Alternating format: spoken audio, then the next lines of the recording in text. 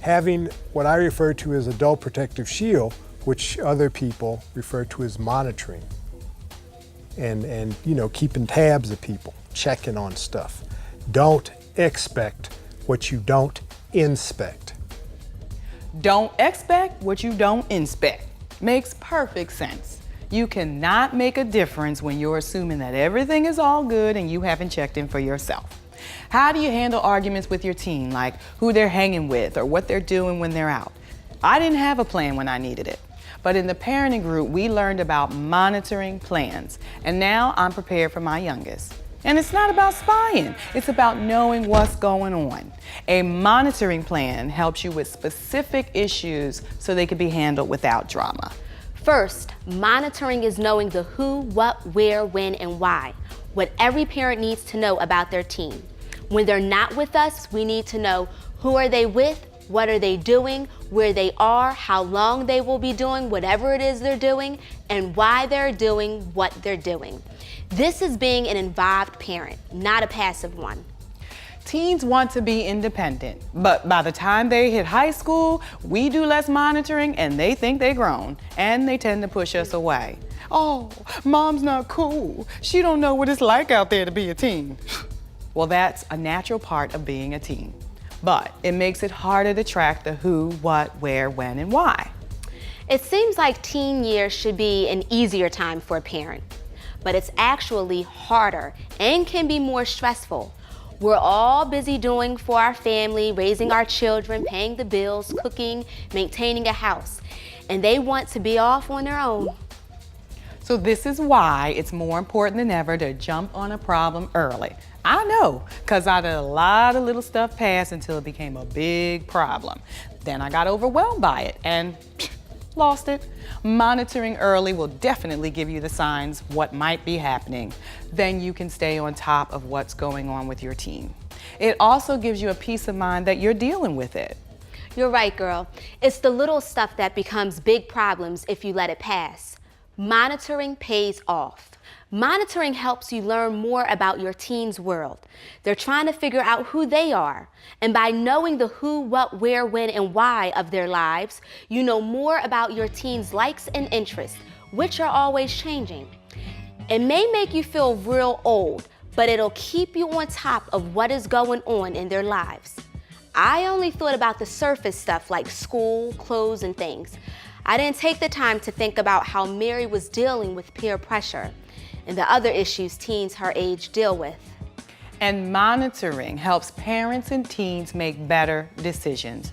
You'll better understand the issues your teen faces and help them make the best decisions. The third benefit is that it will build trust between the parent and child.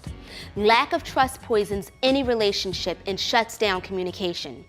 If your daughter or son is going to a party that might have alcohol or drugs, you could help them decide how to avoid these things at the party. And by following up with them after the party, you'll know if they avoided the drugs and alcohol as you discussed. If you don't trust your teen, who they hang out with, where they're going, and what they're doing, it'll change how you interact with them. Don't find out details of your teen's life in a negative way that pushes your child away or makes them resentful. Come from a sincere place. Listen and understand the issues that they're dealing with. Bottom line, monitoring shows your love. That's what this is all about.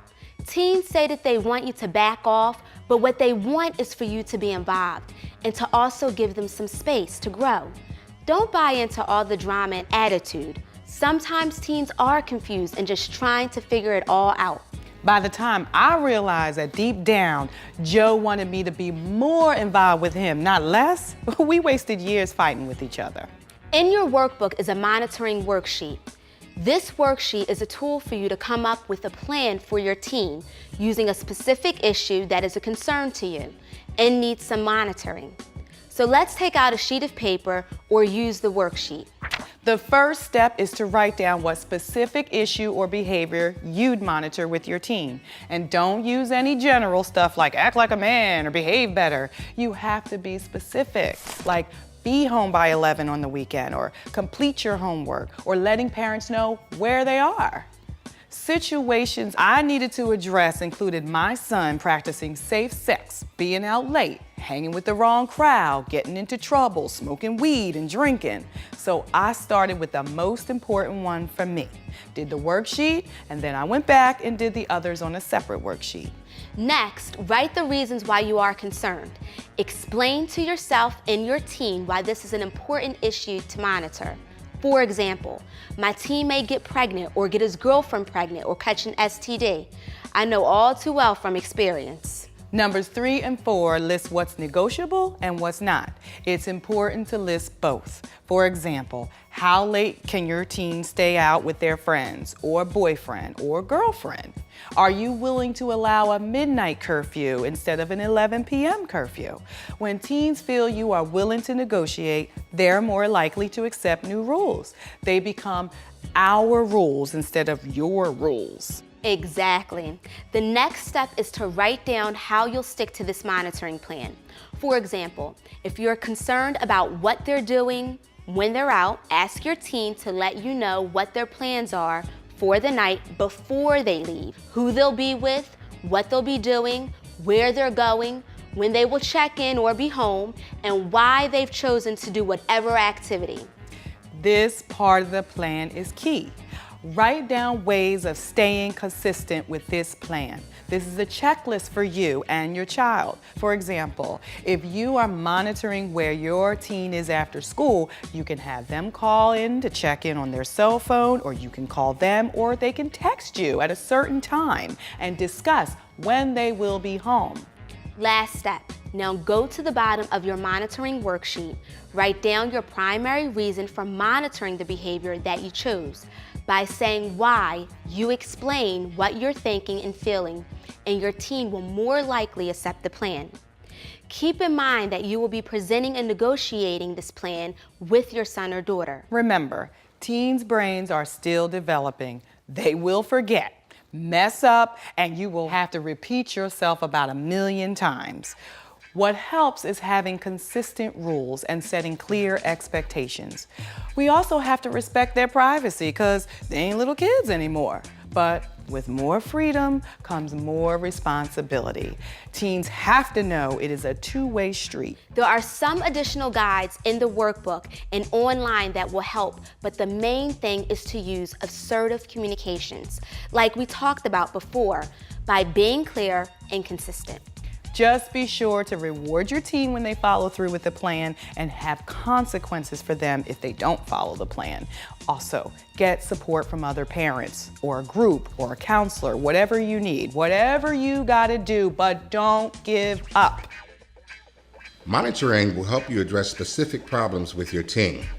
Do this by knowing the who, what, and where of your teen's activities. Monitoring shows your love and builds trust. Monitoring should focus on specific behaviors or situations. It will help you be more effective. The monitoring plan will work for you, but you have to be consistent and build trust with your teen. Be sure to reward your teen's good behavior with respect. It is the most effective reward. You can do this with praise, more freedom, more responsibility, or more home privileges.